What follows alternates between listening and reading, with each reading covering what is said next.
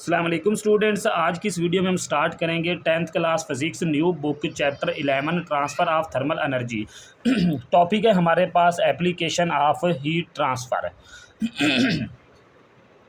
कि heat transfer की application क्या क्या है, इसको कहाँ पे यूज़ किया जाता है, कहाँ पे हमें हीट चाहिए होती है और कहाँ पे हमें हीट नहीं चाहिए होती, तो वहाँ पे हमने हीट को स्टॉप करना होता है। तो क्या कहता है, heating object such as kitchen pan, कि किचन के अंदर जो खाना पकाने वाले बर्तन हैं उनमें हीट कैसे ट्रांसफ़र करती है, उनको कैसे गर्म किया जाता है। वन एवरीडे एप्लीकेशन, रोज़मर्रा ज़िंदगी में जो इसकी एप्लीकेशन है वो है of heat transfer of heat की is when we cook food using kitchen pan, के जब हम किचन के अंदर खाना पकाने वाले बर्तन यूज़ करते हैं तो ये इसकी रोज़मर्रा ज़िंदगी में एक अहम एप्लीकेशन है। When a pan is placed on a stove, जब एक खाना पकाने वाले बर्तन को पैन को स्टोव चूल्हे के ऊपर रखा जाता है, heat from the flame of heating element transfer to the pan main by conduction. तो इसमें ये जो बर्नर है या स्टोव है, इससे हीट इस बर्तन तक जो है वो किसके ज़रिए पहुंचती है, इस बर्तन के अंदर कंडक्शन के ज़रिए, क्योंकि ये बर्तन मेटल का बना होता है और मेटल में जो ट्रांसफ़र ऑफ हीट का मेथड है वो क्या है, कंडक्शन है। लिहाजा इसमें हीट जो है ना वो कंडक्शन के ज़रिए ट्रांसफ़र करेगी। The metal of the pan being a good conductor, क्योंकि जो पैन है वो मेटल का बना हुआ है जो कि गुड कंडक्टर है, हीट को ट्रांसफ़र करने का एक अच्छा कंडक्टर है। क्विकली अब्जॉर्ब द हीट, ये ज़्यादा तेज़ी से ये बर्नर से हीट अब्जॉर्ब करेगा and passes it through the surface, ये अपने आप को हीट करेगा और आगे हीट को पास कर देगा किसकी तरफ, जो इस बर्तन के अंदर खाना पकने के लिए रखा हुआ है उसको। This cause the enter pan to become hot, ये हीट इस पैन के अंदर इंटर होगी और जो इसके अंदर खाना है वो गर्म हो जाएगा। Allowing food place inside cook evenly, और इसके अंदर जो खाना पड़ा हुआ है वो क्या हो जाएगा, कुक हो जाएगा, यानी कि पकना स्टार्ट हो जाएगा या पक जाएगा। अच्छा जी, नेक्स्ट है using thermal insulation to maintain the temperature of liquid. Thermal insulation को यूज़ करके ये जो लिक्विड का टेम्परेचर मेंटेन कैसे किया जाता है, इसकी आप एग्जांपल ले लें कि डेली लाइफ के अंदर जो बच्चे स्कूल के अंदर ना पानी वाली बोतल लेके आते हैं, या हम घरों में जो चाय का बर्तन होता है कि जिसके अंदर जो है ना वो चाय की एक बोतल होती है जिसके अंदर चाय को डाल के रख दिया जाता है। अब क्या होता है कि उस चाय की जो इनर सरफेस है ना, अंदर वाली सरफेस, वो चमकदार बनाई जाती है, ठीक है, यानी कि शाइनिंग सरफेस होगी। वो क्या करेगी, जब रेडिएशन उसके अंदर पानी, गर्म पानी या ठंडा पानी डाला जाएगा तो वो हीट प्रोड्यूस करेगा। गर्म चाय की एग्जांपल ले लेते हैं, तो वो रेडिएशन को बाहर नहीं जाने देगा बल्कि वो रेडिएशन को रिफ्लेक्ट करके उसकी तरफ भेज देगा।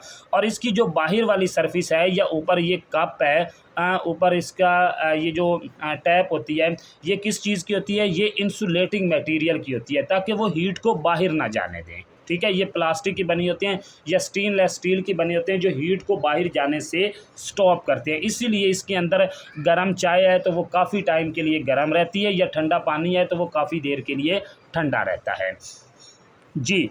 Thermal insulation help to keep hot thing hot and cool thing cold, कि जो थर्मल इंसुलेशन है ये क्या करती है, गर्म चीज़ों को गर्म रखने में और ठंडी चीज़ों को ठंडा रखने में हमारी हेल्प करती है। फॉर एग्जांपल थर्मोस फ्लास्क, एक थर्मोस फ्लास्क की एग्जांपल ले लें, इसको वैक्यूम फ्लास्क भी कहा जाता है। Has double valve with a vacuum between them, इसकी जो वाल होती है, बाहर वाली जो साइड होती है, दीवार होती है, वो दो तरह की होती है, यानी कि वो डबल वॉल होती है। और उसके अंदर जो मटेरियल होता है वो क्या होता है, वैक्यूम होता है, यानी कि कोई मटेरियल नहीं होता, खाली होता है, without air. The vacuum stop heat transfer by conduction and convection because there is no air और मटेरियल टू मूव हीट। अब ये जो वैक्यूम है ये कंडक्शन और कन्वेक्शन के ज़रिए जो हीट ट्रांसफ़र होती है ना उसको स्टॉप करती है। क्यों? क्योंकि इसके बिटवीन ना तो कोई मीडियम होता है ना ही एयर होती है। द इनसाइड वॉल के अंदर ऑफ द फ्लास्क, जो फ्लास्क है, are coated with the reflected layer, इसके अंदर वाली सतह जो है ना वो रिफ्लेक्टेड लेयर की कोट की होती है, यानी कि उसको सिल्वर कोटिंग का नाम भी दे देते हैं। दैट बाउंस्ड बैक रेडिएशन, जो क्या करती हैं, रेडिएशन को वापस उसी लिक्विड के पास भेज देती हैं। To keep the liquid warm, कि लिक्विड जो है ना वो गर्म ही रहे, ये गर्म चीज़ की बात हो रही है। The outer casing and lid are made of insulating material, जो इसकी बाहर वाली केसिंग होती है वो किसकी, लेड की या फिर इंसुलेटिंग मटेरियल की बनी होती है, लाइक प्लास्टिक या फिर स्टेनलेस स्टील की। टू प्रिवेंट हीट लॉस, जो क्या करेगी, हीट लॉस से महफूज रखेगी, प्रिवेंट करेगी। दिस स्मार्ट डिज़ाइन, ये जो इस फ्लास्क का स्मार्ट डिज़ाइन है ये क्या करता है, हेल्प लिक्विड लाइक टी, ये लिक्विड की हेल्प करता है जिस तरह टी हो गई, कॉफ़ी हो गई, सूप हो गया, to stay at the right temperature for many hour, ताकि ये बहुत ज़्यादा टाइम के लिए यानी कि ज़्यादा घंटों के लिए इसका जो टेम्परेचर है वो क्या रहे, मेंटेन रहे। नेक्स्ट है जी reducing thermal energy transfer in a building. अच्छा जी, ट्रांसफ़र ऑफ बिल्डिंग के अंदर जो है ना वो टेम्परेचर को कैसे रिड्यूस किया जाता है, यानी कि आप देखें सर्दियों में ये जो बिल्डिंग है या एक कमरा है उसको अंदर से हमने गर्म रखना है ताकि अंदर की जो गर्म हवा है वो बाहर मूव ना कर सके, और गर्मियों में हमने इस कमरे को ठंडा रखना है ताकि बाहर की जो हरारत है वो अंदर दाखिल ना हो सके। अब हरारत किस तरह दाखिल हो सकती है, एक तो छत से दाखिल हो सकती है, दूसरा दीवारों से दाखिल हो सकती है, और तीसरा ये जो विंडो हमने लगाई हुई है, ठीक है। अब हमने इस हरारत को छत से आने से भी रोकना है और दीवारों से भी रोकना है और विंडो से भी रोकना है। तो छत से क्या कर देंगे, इसको सीलिंग कर देंगे। जब सीलिंग कर देंगे तो हरारत जो ट्रांसफ़र ऑफ हीट है वो उसका जो वो मेथड है वो कम हो जाएगा, यानी कि हीट ट्रांसफ़र कम होगी। अब जो दीवारें हैं उसके ऊपर जो है ना वो बड़ी बड़ी कलीनें या पर्दे यूज़ कर लें, वहाँ से भी जो है ना वो हीट जो है ना वो हरारत कम इंटर होगी।